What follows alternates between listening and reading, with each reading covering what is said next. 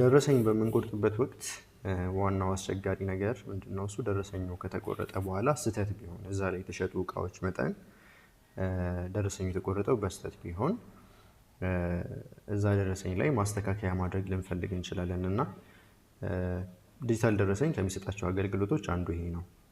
ቀድሞ ለተቆረጠ ደረሰኝ ማስተካከያ መስራት ወይም ደግሞ ክሬዲት ሜሞ እና ዴቢት ሜሞ እንለዋለን። እንዴት ይሄንን ማድረግ እንደምትችሉ አንድ ደረሰኝ ለምሳሌ በመቁረጥ አሳያችኋለሁ።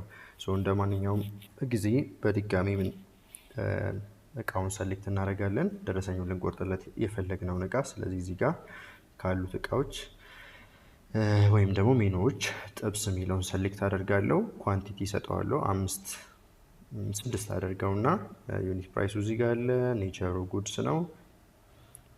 ኖርማል ቢዝነስ ቱ ከስተመር የሆነ ነው። የደንበኛዬን አድራሻና ስም እንደዚህ ማስገባት እችላለሁ። ኦፕሽናል ነው፣ ያለ ማስገባትም መብታችሁ ነው። ከዛ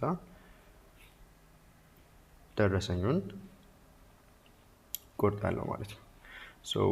ይሄ ደረሰኝ ነው፣ እቃውን የሸጥኩበት ደረሰኝ ነው። 6 ጥብስ ብዛት 6 የሆነ ደረሰኝ ቆረጥኩበት። ከዛ በኋላ ደረሰኙ ከተቆረጠ በኋላ ይሄ ነገር ስህተት እንደሆነ አስተዋልኩኝና ደረሰኙን ማስተካከያ ማድረግ ፈለግኩኝ። ለምሳሌ 6 የነበረውን የጥብስ ብዛት ወደ 4 መቀነስ ፈለግኩኝ። ስለዚህ ይህንን ነገር እንዴት መፈጸም እንደምንችል ነው የማሳያችሁ። የመጀመሪያው የምናደርገው የዚህን የዋናውን ደረሰኝ መለያ ቁጥር ወይም እዚች ጋር አይአርኤን የምትለዋን መለያ ቁጥሯን ኮፒ አድርጌ ወስዳለሁ። ሰሌክት አደርጋለሁ፣ ከዛ ኮፒ አደርጋለሁ። ይህን ካደረግኩ በኋላ ይሄውን የደረሰኙን ፓናል መዝጋት እችላለሁ ማለት ነው። ከዛ በኋላ ምንድነው እሱ የምናደርገው ዶክመንት ታይፕ የሚለው ጋር የደረሰኝ መቁረጫ ኢንቮይሱን ወደ ክሬዲት ሜሞ ቀይረዋለሁ። ክሬዲት ሜሞ ማለት ቀድሞ ለተቆረጠ ደረሰኝ ማስተካከያ መስራት ነው። ሁለቱም ክሬዲት ሜሞም ዴቢት ሜሞ ልዩነታቸው ክሬዲት ሜሞ ቀድሞ የተቆረጠ ደረሰኝ ላይ የነበረውን የእቃ መጠን መቀነስ ነው። ዴቢት ሜሞ ደግሞ መጨመር ነው። ስለዚህ የመጀመሪያው ክሬዲት ሜሞ በሚለው ላሳያችሁና ከዛ በኋላ የዴቢት ሜሞን እናያለን። ክሬዲት ሜሞን ሰሌክት ካደረግኩ በኋላ የዋናውን በስህተት ቆርጫለሁ ብዬ ያሰብኩትን ደረሰኝ መለያ ቁጥር እዚች ጋር አስገባታለሁ። እሷን ካስገባው በኋላ ያንን የድሮውን ደረሰኝ ፈልጎ እንዲያመጣልኝ ሎድ ኢንቮይስ ስለዋለሁ። ሎድ አድርጎ እዚህ ጋር ያመጣልኛል። ያደረሰኝ ላይ የተሸጠው እቃ ጥብስ ብዛት 6 ነው።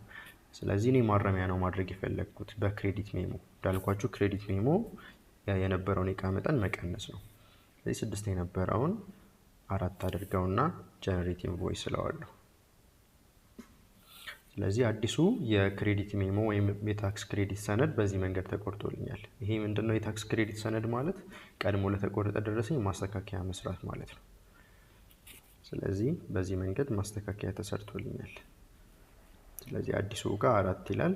የመጀመሪያውን ደረሰኝም ከዚህ ጋር ያገናኘዋል። ሪሌትድ ዶክመንት ነምበር የሚለው የመጀመሪያው ደረሰኝ ነው ማለት ነው። ስለዚህ ይህንን ይመስላል። ይህንን ዳውንሎድም ሼር ማድረግ ትችላላችሁ። በተመሳሳይ ደግሞ ቀድሜ ለቆረጥኩት ደረሰኝ ማስተካከያ መስራት የፈለግኩት በመጨመር የነበረው 6 ጥብስ ስህተት ነበረ 8 ነው የፈለግኩት ካልኩኝ ዴቢት ሜሞ የሚለውን ሰሌክት አድርጋለሁ። የመጀመሪያውን የዋናውን ደረሰኝ መለያ ቁጥር እዚህ ጋር አስገባለሁ። ሎድ አደርገዋለሁ።